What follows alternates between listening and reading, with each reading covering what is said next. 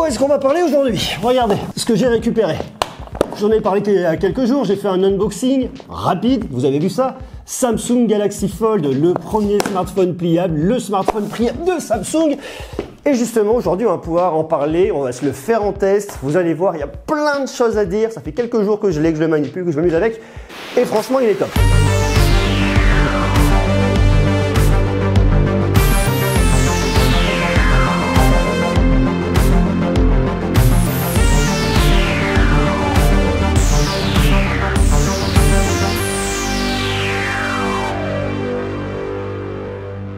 Alors le Galaxy Fold, il est intéressant, il est cool et surtout il a un intérêt principal, c'est qu'il est tout nouveau, il ouvre la voie. Alors je sais, les smartphones à écran pliable, je vous en parle depuis très longtemps. C'est vrai que ça fait des années et des années que je vous parle de smartphones à écran pliable. Et je suis très content qu'il soit arrivé aujourd'hui et que je puisse m'amuser avec ce petit objet-là. Petit, enfin je dis petit, en fait il n'est pas du tout petit. Le Galaxy Fold, hop voilà, je l'installe, je le mets là, il est beau. Et alors, je ne sais pas si vous, ça vous parle. D'ailleurs, dites-moi si ça vous intéresse. Est-ce que le fait d'avoir un smartphone à écran pliable, vous pensez qu'il y a un sens? Ou alors, est-ce que vous ne voyez pas encore tout de suite l'intérêt? Si vous ne le voyez pas, c'est peut-être qu'il est trop tôt. C'est trop tôt que le marché n'est pas prêt. Mais croyez-moi, ça, c'est l'avenir du smartphone. Vous allez en voir de partout, de plus en plus. Et même d'ailleurs, l'année prochaine, Samsung devrait lancer plusieurs Samsung Galaxy Fold. Un modèle toujours très haut de gamme et un modèle plus accessible. Je dirais pas pour les plus petites bourses, parce qu'il y en a quand même pour un peu plus de 2000 € là-dessus, mais en tout cas un smartphone que tout un chacun pourrait potentiellement acheter. D'ailleurs, si ça vous intéresse, dites-le moi en bas en commentaire. Moi, je trouve ça vraiment cool. Pour l'avoir testé pendant plusieurs jours, je peux vous assurer qu'il y a un vrai intérêt avec ce smartphone. Il a des points positifs, il y a aussi des points négatifs. Il y a des choses qui vont pas. La copie n'est pas parfaite, c'est un premier modèle.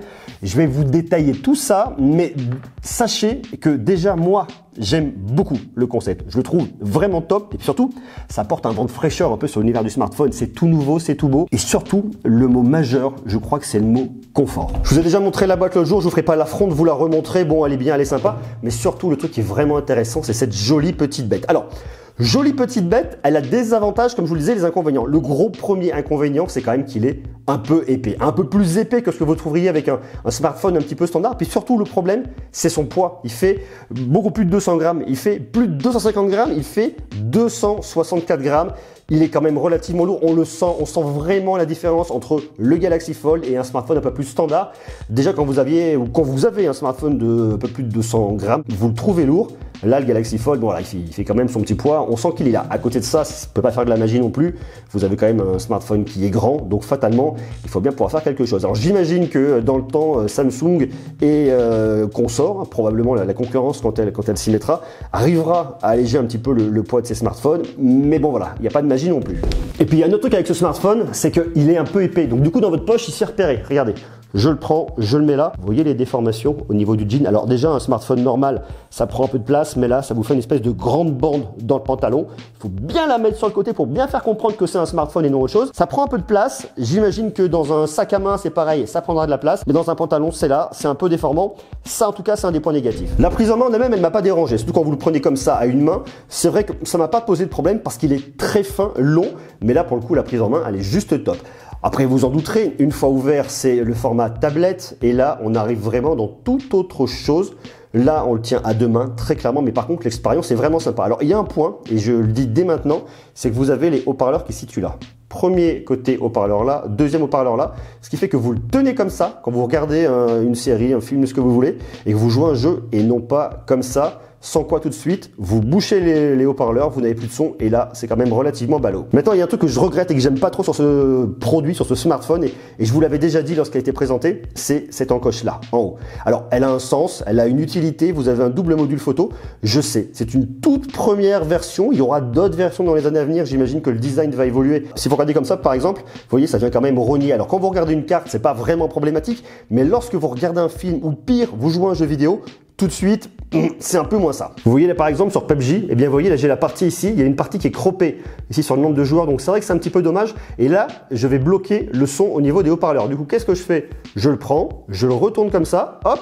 Et là, par contre, vous voyez, ça vient me grignoter un petit peu mon bouton de saut. Et c'est vrai que là, tout de suite, c'est beaucoup moins agréable. Par contre, j'ai du son. Mais par contre, là, vous voyez, je suis en train de m'embêter. Et ça va. Ça, c'est un truc un petit peu dommage. Et bon, c'est pas totalement adapté sur ce type d'expérience. Alors, au début, je m'étais fait une réflexion. Je trouvais que, vous savez, l'emplacement qu'on va avoir en bas sur Android pour pouvoir effectivement, regardez, je vous montre, que les boutons ici était mal positionné, je trouvais ça très bizarre. Et en fait, en l'utilisant, je trouve que c'est plutôt une bonne idée parce que ça tombe très facilement sous le pouce droit et c'est même plus simple que si vous le mettiez au milieu. Ce qui fait que ce qui me paraissait être mal positionné au début est au final plutôt malin. Je trouve ça plutôt bien que ce soit là. Au final, c'est très facile à utiliser et je pense que j'aurais plus galéré à venir le chercher au milieu, à faire des grands écarts avec mon doigt. Donc comme ça, c'est plutôt bien vu. Maintenant, ce que je vais regretter un petit peu dessus, c'est effectivement qu'on a des grandes bordures noires. On ne voit pas très bien comme ça. Regardez, on va se mettre comme ça. On a des grandes bordures. Et ça, je pense que c'est des choses qui vont pouvoir être peut-être améliorées, peut-être corrigées ou pas. Ça dépend effectivement de la techno. On voit un petit peu la pliure de l'écran, mais il faut vraiment venir la chercher. On la sent légèrement sous le doigt, mais franchement, à aucun moment ça m'a posé de problème. On trouve très facilement le capteur d'empreinte digitale pour venir déverrouiller, qui marche parfaitement bien ici sur la tranche. Donc ça, c'est franchement cool. Je pense que déjà l'année prochaine, la techno qui devrait arriver chez Samsung, ce sont les appareils photo intégrés sous l'écran. Donc j'imagine que sur un produit comme celui-là, ça sera pareil, ça sera intégré. Vous aurez donc vos appareils sous l'écran. On devrait donc avoir un seul grand écran avec l'appareil photo dessous. Donc là, en tout cas, ça devrait être vraiment bien. Maintenant, il y a un autre truc, c'est la question ici de cet écran. Cet écran de 4,6 pouces, je le trouve intéressant. Intéressant pour une raison principale, c'est qu'il vous sert pour vos notifications. Il est petit, il est assez pratique. Donc c'est vrai que lorsque vous avez un SMS, vous le voyez tout de suite. Vous n'avez pas besoin de vous dire allez, je vais l'ouvrir. Surtout quand vous êtes dans le métro, dans les transports en commun, vous avez beaucoup de monde à côté de vous. Vous n'avez pas forcément envie d'ouvrir ça. Ça coûte quand même 2000 €. Voilà, je ne le sors pas partout. J'ai toujours été un peu discret, même lorsque je suis allé dans la rue pour me balader avec et faire des photos. Je le garde vraiment dans ma poche. C'est un smartphone qu'on ne voit pas partout et je suis pas toujours très à l'aise de me balader avec. Donc le fait d'avoir en tout cas ce petit écran comme ça vous permet de l'utiliser sans que les autres le voient. Donc j'ai peut-être mon côté un peu paranoïaque qui veut ça, mais je peux vous assurer que je trouve ça rassurant. Vous l'utilisez très bien. Lecteur de SMS pour venir naviguer, pour faire des photos, ça c'est vraiment très pratique. À côté de ça, j'aurais pu espérer que Samsung fasse quelque chose d'un peu mieux, un écran plus grand peut-être pour l'année prochaine, mais une fois de plus, on est sur un écran de notification, on est sur un écran d'appoint, on est sur un écran de confort, on n'est pas sur un écran d'utilisation concret de ce smartphone, l'écran concret du produit. Il est là. On a quand même accès à beaucoup d'informations. On est sur une résolution de 1680 par 720 pixels. C'est assez bizarre, effectivement, de se dire qu'on a un écran de 720 pixels sur un smartphone à plus de 2000 € comme ça. Mais bon, on s'y habitue. Vous avez accès ici à tout. C'est très pratique. Toutes les infos sont là. En fait, c'est un coup à prendre. Une fois que vous avez l'habitude de l'utiliser comme ça pour venir chercher des petites choses rapidement, pour avoir accès à votre appareil photo, pour avoir accès au Play Store, pour accès au téléphone, passer un coup de fil, eh bien, ça devient habituel et ça dérange moins. Mais c'est vrai que tout de suite, quand on le prend et qu'on se dit j'ai un smartphone à plus de 2000 €, eh bien, le fait d'avoir ces grandes bordures en bas et en haut, on se dit ah, pourquoi est-ce qu'ils n'ont pas utilisé avec un seul même et grand écran? Je pense qu'on y arrivera dans les années à venir. Je pense en tout cas que l'écran va grandir, les choses vont évoluer, c'est une V1, mais bon, c'est déjà pas mal. Mais le truc qui est vraiment intéressant, c'est ça. Là, vous avez vraiment du confort pour regarder des séries, des films, jouer, et ça, c'est vraiment révolutionnaire. Ce qui est vraiment impressionnant, c'est le confort quand vous allez venir regarder des séries. Là, je vous mets une vidéo sur Netflix. Regardez, ça, c'est vachement bien parce que vous êtes comme ça. Alors là, déjà, vous êtes sur le format un petit peu standard. Vous venez cropper. Alors, c'est le truc qui est un petit peu, on va se dire, bon, c'est pas forcément ça. Vous venez quand même vachement zoomer dans l'image. Vous allez perdre sur les côtés, mais par contre, ce qui est vachement bien, c'est le confort. Regardez-moi ça. Vous avez un truc qui est énorme. Ça tient dans mes deux mains. Vous avez un vrai confort de visionnage et c'est ça qui est vraiment génial. Et vous avez la même chose sur YouTube. La seule différence, c'est que vous pouvez pas venir zoomer. Vous pouvez pas, c'est strictement impossible. Donc ça, c'est un petit peu frustrant. Alors peut-être que ça va être développé par YouTube, peut-être qu'ils vont venir corriger ce point et l'améliorer, mais c'est vrai que là, vous voyez, je suis un peu frustré de me dire mince, je peux pas venir zoomer, je suis comme ça, je suis en plein écran. Et c'est pas possible. À côté de ça, il y a quand même un vrai confort. Alors attention, moi j'ai des vidéos au format 16/9. Si vous regardez des vidéos au format 18/9, vous allez réduire encore un petit peu sur le dessus. Donc ça s'adapte pas forcément, mais le 16/9 marche quand même pas trop mal. Bon, voilà, ça c'est un petit peu des points de regret, mais je pense que c'est l'appli de YouTube de venir complètement s'adapter. Et si ce type de smartphone se démocratise, je pense que YouTube et d'autres éditeurs vont faire le boulot pour que les bandes disparaissent en haut et en bas. Je vous parle également de confort sur les réseaux sociaux. Regardez sur Instagram, comme c'est vachement agréable. Là, typiquement, regardez. Quand je vais regarder des photos comme ça en grand, c'est vraiment génial. J'en profite et ça, je trouve ça vraiment top. De la même manière sur Facebook, regardez, vous voyez tout en grand, c'est facile à lire, c'est extrêmement lisible. Vous allez réduire la fatigue oculaire et en plus, pour finir de la réduire, regardez ici, vous avez le mode filtre de lumière bleue que j'ai activé, qui va venir un petit peu jaunir. C'est bien, vous avez ce raccourci juste là pour venir régler l'opacité. Vous le mettez comme vous voulez, hop, je l'active. Je trouve ça cool. Alors après, il y a pas mal de petites options ici, mais ça, une fois de plus, ça marche aussi parfaitement. parfaitement bien. Dolby Atmos, ça c'est cool pour l'expérience sonore. Faut dire qu'avec cet écran de 1536 pixels par 2152 de 7,3 pouces, vous avez franchement de quoi faire et c'est là tout l'intérêt de ce produit. On part du principe que le produit est démocratisé, qu'on peut le retrouver partout très facilement, on peut l'utiliser sans aucun problème, vous n'avez pas peur de le sortir dans la rue. Ce qui n'est pas encore mon cas aujourd'hui. Eh bien, vous l'utilisez avec Google Maps et ça, je trouve que une fois de plus, c'est un truc qui est vachement intéressant, très bien fait. Regardez-moi le confort là-dessus. Est-ce que c'est pas complètement dingue? Là, vous vous baladez, vous avez votre Google Maps à la main, vous vous perdez pas, vous l'avez là comme ça, vous regardez où est-ce que vous êtes. Il y a un vrai beau confort et c'est vraiment tout l'intérêt de ce produit, c'est le confort de visionnage. Rien que pour ça, je mets une excellente note là-dessus à Samsung pour l'innovation. Je vous dis, il y a des points améliorés, mais si on prend l'expérience globale au niveau du produit, ça marche bien. Après, j'ai eu absolument aucun problème de ralentissement. J'ai un Snapdragon 855, 12 Go de RAM, 512 Go de stockage, donc vous pouvez franchement en mettre dedans avant qu'il commence un petit peu à montrer ses limites. Et vous avez une grosse batterie de 4380 mAh. Alors on pourrait se poser la question de la batterie en disant au final, est-ce que la batterie elle va tenir? Et c'est là où ça devient intéressant et là où on voit réellement les usages. Parce qu'il y a un truc un peu fantasmé avec ce produit, on va l'imaginer que on l'a tout le temps comme ça, allumé à la main en permanence. En fait, non. C'est quand on se dit, tiens, je vais acheter ce produit, eh bien, je vais tout le temps allumer, j'ai tout le temps être dessus, regarder des séries, ci et ça.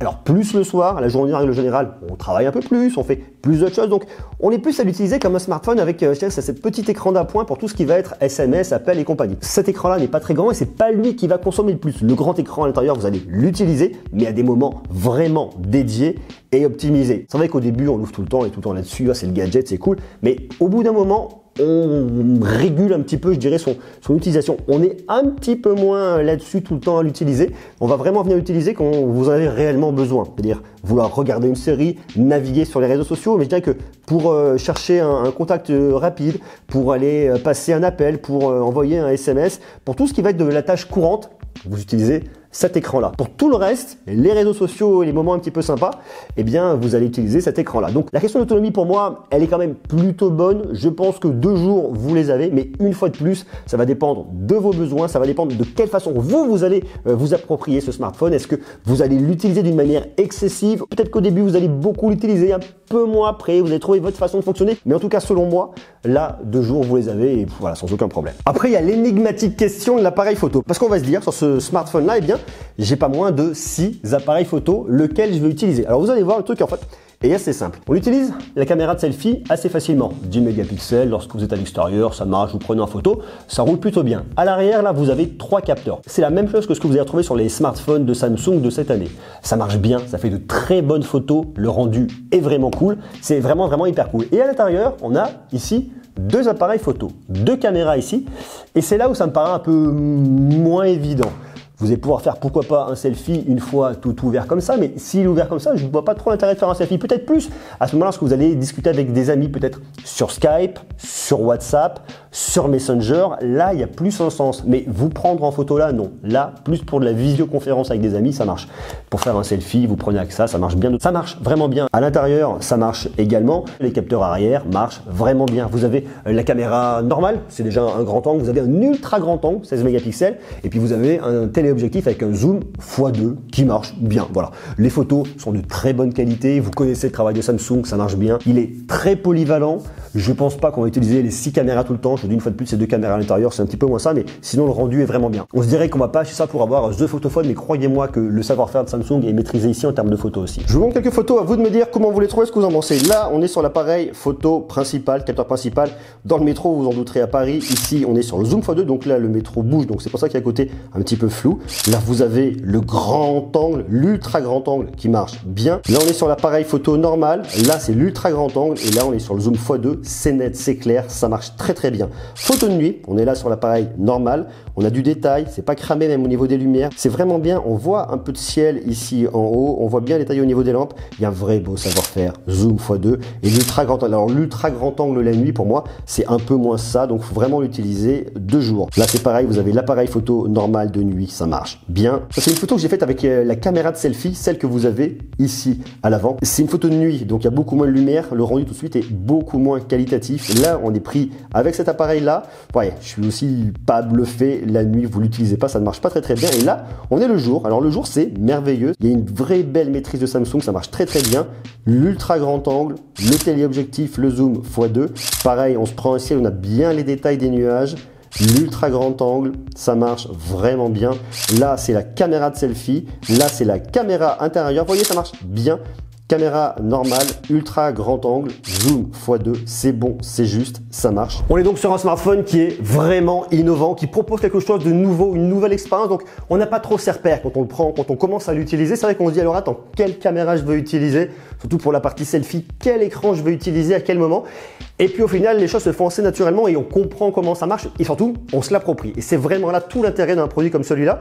L'intérêt de nouvelles techno, tout de suite on se dit, je vois pas trop l'intérêt, est-ce que je vais vraiment l'utiliser, ce grand écran au milieu? Et croyez-moi qu'une fois qu'on y a goûté, on a du mal à s'en passer. Alors je vais devoir m'en passer parce que c'est un produit de prêt de la part de Samsung, donc il repart. Je vais lui faire un gros bisou, je lui dirai à très bientôt. Mais en tout cas, je suis très content d'avoir pu le tester et grand merci à Samsung de me l'avoir prêté. Je trouve ça vraiment intéressant. Je continue, je signe et je persiste. Pour moi, les smartphones pliables sont la vie. En tout cas, une des évolutions possibles du smartphone. Le smartphone tel que vous le connaissez aujourd'hui va être amené à évoluer. On voit qu'il y a beaucoup d'usages qui vont se créer avec des choses comme ça et je trouve ça vraiment intéressant. Une fois de plus, ce produit n'est pas parfait, il est assez imparfait, mais c'est une V1. Il a fallu la sortir. Je trouve en tout cas plutôt bien, plutôt encourageante. J'ai hâte de voir ce que va nous sortir Samsung là-dessus en 2020 et croyez-moi, il va y avoir beaucoup d'innovations, il va y avoir des choses très intéressantes. À vous de me dire maintenant ce que vous en pensez en bas, en commentaire, vous m'écrivez ça. Est-ce que vous trouvez ça intéressant? Alors je sais, c'est toujours un peu frustrant parce que vous l'avez pas testé. Donc dès lors qu'on ne le teste pas, on a du mal à pouvoir se prononcer. On peut se faire une idée sur le principe, bon voilà.